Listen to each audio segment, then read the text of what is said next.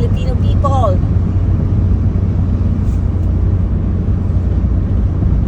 Believe it or not, but it's the truth.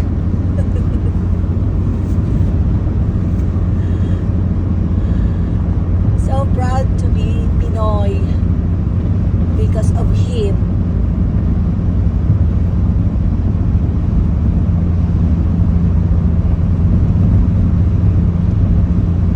Napakabait, napakatalino, at ipinagtatanggol ang bawat Pilipino.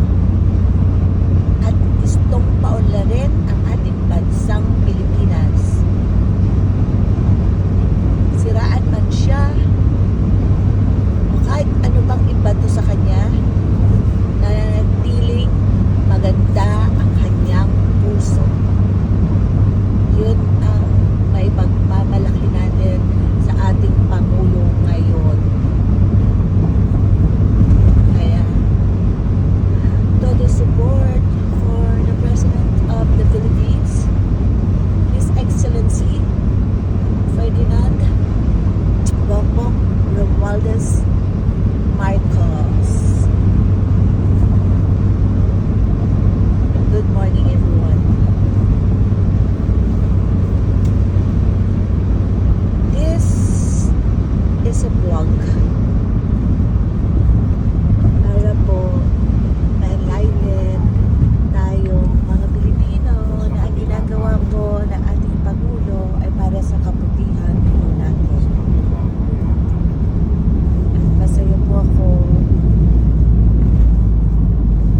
na ako ay isa sa mga sumusuporta sa mga alikain niya para sa mga Pilipino at sa bansang Pilipinas.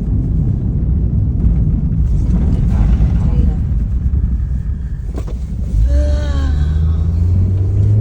sana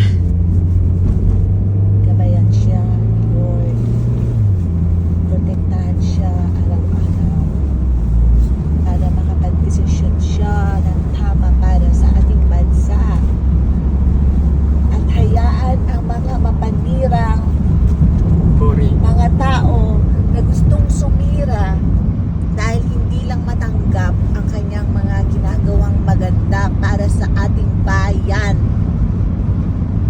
Kaya yun, kaya marami po ang natutuwa, hindi lang sa ating bansa kundi sa mga international,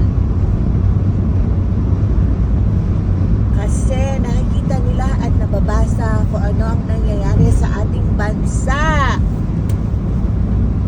na napakaganda, kung hindi man napakaganda. Gumaganda po ang ating ekonomiya.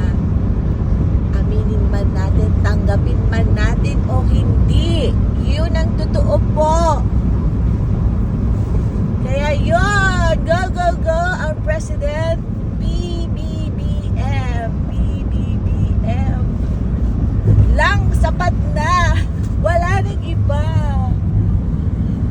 Ay, bansang Pilipinas, ang ating mahal na bansang Pilipinas, uunlad na rin sa wakas. Yay! Yay! Diba ang saya-saya? Good vibes lang po dapat lahat.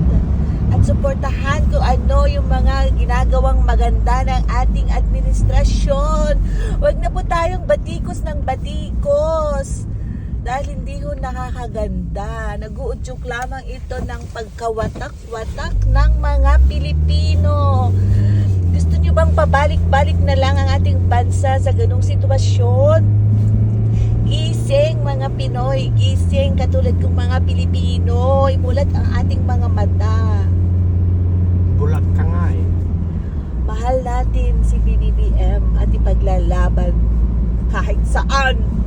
Okay, Bulag na bulag nga yung mata mo eh. Love BBM and I will support him and the administration and the Philippines.